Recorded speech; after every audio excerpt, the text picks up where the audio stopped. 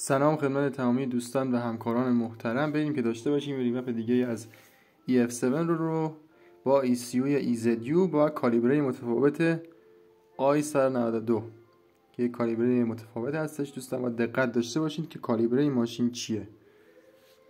من از این قسمت انتخاب قطعه ECU EZU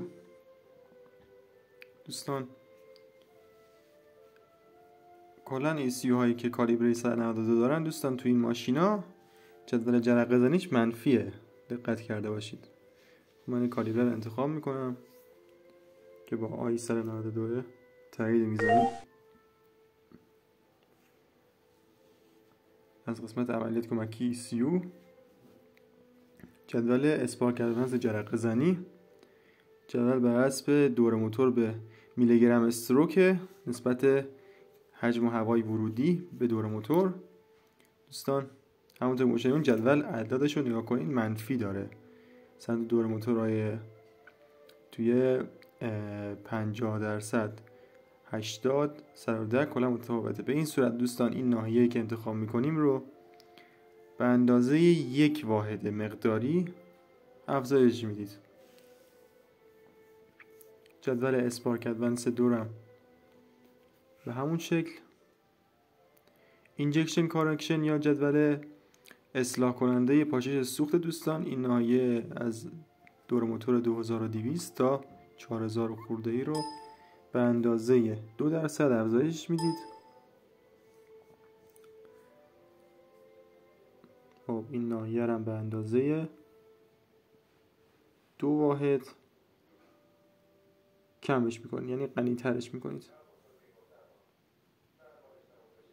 جدول لامدا پروتکشن یا لامدای محافظتی دوستان، این جدول برای حفاظت از موتور طراحی شده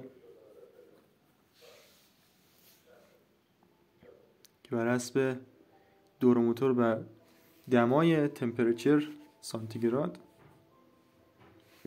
به این صورتی که مشاهده میکنید تغییرات رو انجام میدید.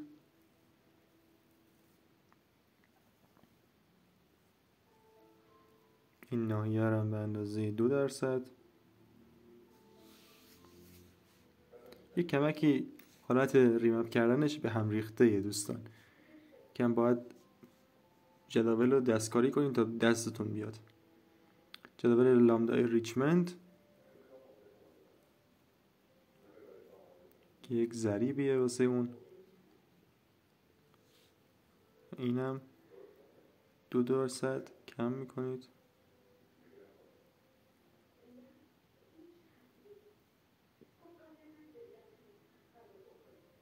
جدول وارماپ رو دارید، دمای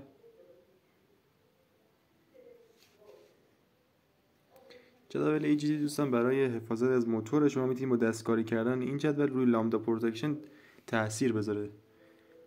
جدول تورک رفرنس رو داره، یک معیاری برای گشتاور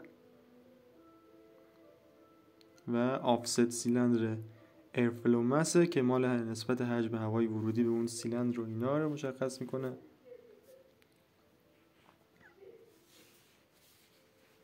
این ناحیه رو تغییر میتونید بدید. جدول کنیستر داره که بهش دست نزنید. پدال پوزیشن ها هم که الان بهتون عرض میکنم چندین دوستان جدول داره که این جدول ها واسه دور موتورهای مختلفه که ECU ازش دستور میگیره تو دورهای مختلف چجوری ازش استفاده کنه.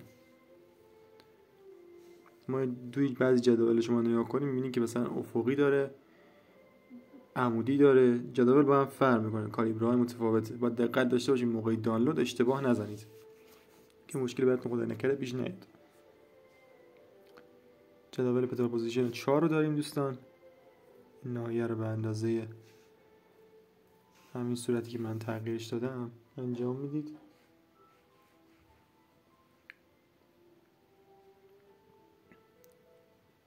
جدول